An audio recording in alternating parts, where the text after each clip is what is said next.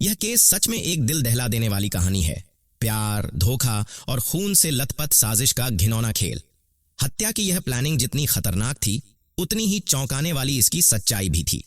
इस केस की सबसे डरावनी बात यह है कि हत्या के बाद दोनों प्रेमी बिना किसी पछतावे के घूमने निकल पड़े और शादी भी कर ली। क्या तुम्हें लगता है कि इस तरह के अपराधों के पीछे लालच और जुनून सबसे बड़े कारण होते? मेरठ का सनसनीखेज मर्डर केस, प्यार, धोखा और खून से सनी कहानी। मेरठ, उत्तर प्रदेश, साल 2016 में सौरभ राजपूत और मुस्कान रस्तोगी की मुलाकात हुई। यह मुलाकात जल्द ही दोस्ती में बदली और फिर दोनों में प्यार हो गया। हालांकि सौरभ की फैमिली इस रिश्ते के खिलाफ थी, लेकिन उसने अपने परिवार के विरोध के बावजूद मुस्कान से शादी कर ली। इस फैसले के बाद उसके परिवार ने उसे संपत्ति से बेदखल कर दिया। विदेश में संघर्ष, घर में साजिश। सौरभ मर्चेंट नेवी में काम करता था और लंदन में उसकी नौकरी थी। हालांकि कुछ समय बाद उसने यह नौकरी छोड़ दी और लंदन में ही एक बेकरी में काम करने लगा।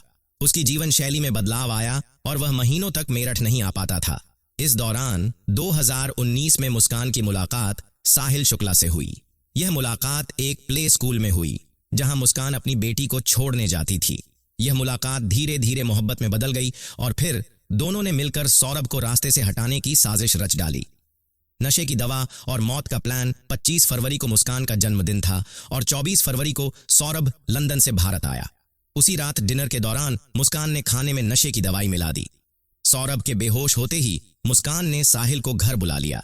दोनों ने मिलकर मीट काटने वाले चाकू से सौरभ की हत्या कर दी। इसके बाद सौरभ की लाश को बाथरूम में ले जाकर साहिल ने उसकी गर्दन और दोनों हाथ काट दिए। पहले तो शव को बैग में पैक किया गया, लेकिन फिर प्लान बदला गया। अगले दिन मार्केट से बड़ा नीला ड्रम और सीमेंट के कट्टे खरीदे गए। शव को ड्रम में डाला गया और उसमें सीमेंट का घोल भरकर लाश को पूरी तरह सील कर दिया। शादी और गिरफ्तारी लाश को ठिकाने लगाने के बाद दोनों प्रेमी शिमला घूमने चले गए, जहां उन्होंने मंदिर में शादी कर ली। कुछ दिनों बाद जब वे मेरठ लौटे तो मुस्कान ने अपने पिता को इस हत्या की जानकारी दी। पिता ने यह खबर पुलिस को दे दी, जिसके बाद पुलिस ने मुस्कान और साहिल को गिरफ्तार कर लिया। जांच और न्याय पुलिस ने जब मुस्कान और साहिल से सख्ती से पूछताछ की तो उन्होंने अपना गुनाह कबूल कर लिया। घर से वह ड्रम बरामद किया गया जिसमें सौरभ की लाश सीमेंट में दबी हुई थी। यह मामला मेरठ के सबसे खौफनाक हत्याकांड में से एक बन गया।